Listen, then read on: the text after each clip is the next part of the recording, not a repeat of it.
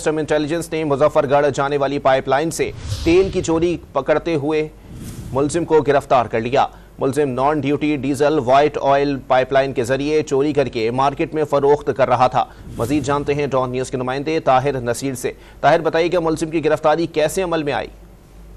जी देखिए, custom intelligence ने मुजफ्फरगढ़ जाने वाली तेल की चोरी पकड़ ली है और मालिक को गिरफ्तार करते हुए उसके कब्जे से 2 करोड़ रुपया बरामद किया है, जबकि मौके पर 65,000 लीटर नॉन ड्यूटी चोरी शुदा डीजल भी बरामद कर लिया गया। कस्टम हुकाम का ये कहना है कि मुलजिम non duty diesel white oil pipeline के जरिए चोरी करके मार्केट में फरोख्त कर रहा था। चोरी करने में पोर्ट कासम पर एक खुर्दनी तेल निकालने वाली मिल इस सरगर्मी में मुलविस पाई गई और खुर्दनी तेल निकालने वाली मिल में 174 फीट लंबी सुरंग भी मिली है।